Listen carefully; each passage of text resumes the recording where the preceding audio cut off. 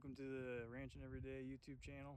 Today we're gonna drag the arena. I'll show you how we do it and why we do it that way. So here we've got a 150 by 250 riding arena.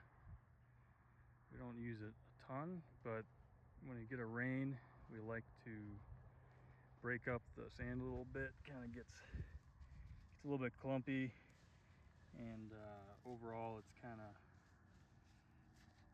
a little bit harder on their feet if we don't. The main thing we like to do with the arena is not ride on it if it's wet ever. We brought in 13 semi-loads of sand last year. It's about $1,000 a piece, and that's a big investment to keep a nice arena. So we've probably got anywhere from 4 to 8 inches on most of it. We can get down to a little bit wet. We had some rain, but the ground underneath isn't muddy. And what we have is, you can't even see it because it's kind of, the sand covers it, but we've got a really hard clay base. If it was muddy underneath, the hooves on the horse go into that and you bring up the dirt into the sand and pretty much destroys it. So our big thing is nobody rides on it if it's too wet, and then we usually like to drag it before we ride on it.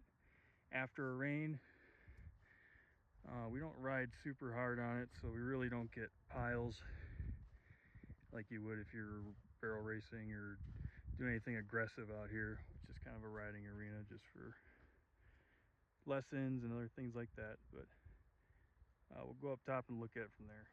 So from up here you can see the whole thing. What we do is every time we drag it, we go a different direction. So as you can see right now, it's dragged corner to corner that ways. The time before that we went crossways. This time we'll go lengthwise, and then next time we'll go corner to corner the opposite way. And what that does is it keeps the sand from, when you drag it, it doesn't pile in the same spot in a line every time.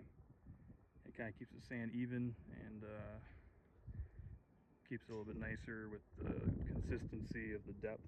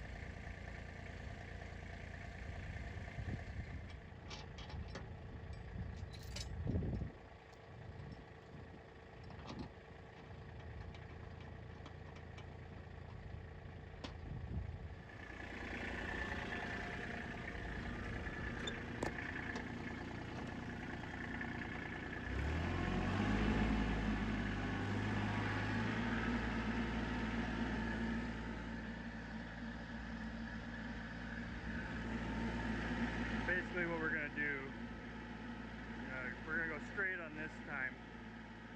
So we'll split the arena in half, but we'll go to the middle, find the halfway point across it, try to keep as straight of a line as we can, and then instead of going outside to inside, which at that point you're going to get tighter and tighter circles, we're going to do the same size turn every time. I kind of just pick a fence post and try to make it straight across from where I just was. And I'll show you once we get to the second round here what we'll do. But we're going to go around this way, come back next to ourselves, or actually the other side, next to ourselves on the left side. And that way we're rise every time. And I am not going very straight right now.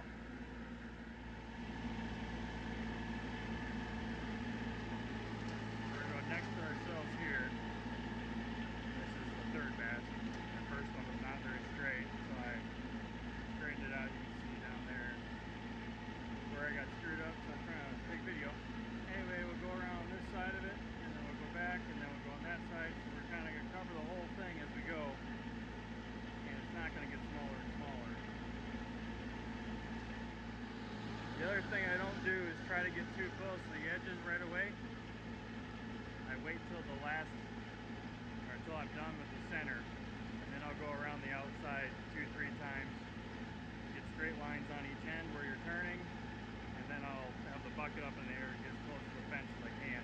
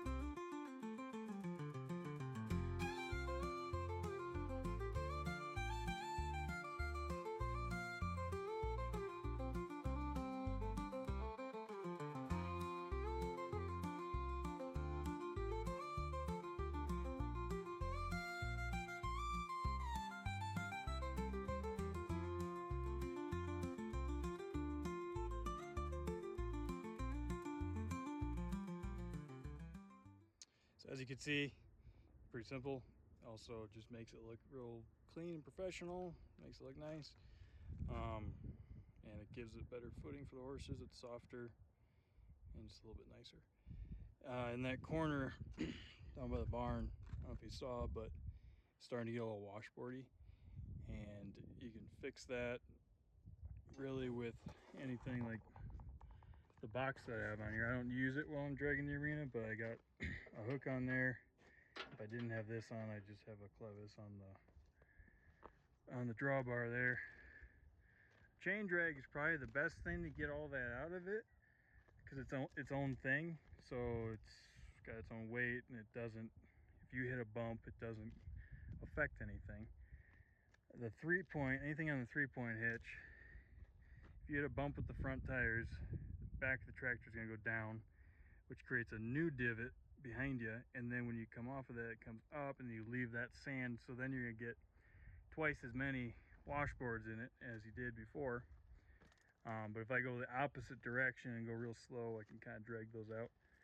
The other thing we have, which I'll walk over by, is some kind of rake that we have used occasionally. So here's the 3-point rake. We used to use this kind of exclusively for the arena. The problem with this, like I was explaining, is the 3-point hitch. If you hit a bump, this thing's gonna come up, and this thing will get a pile of sand in it also. It doesn't all come through, but it's a little bit better than the box scraper would be. But it works pretty good if you need to get sand away from the edges of the arena, so you can turn this thing at an angle and kind of pull some sand away. We use that usually in the beginning of the year to kind of really get deeper and break it up after winter. We usually can't use the arena 3 months out of the year because of snow on it, but it works pretty good also.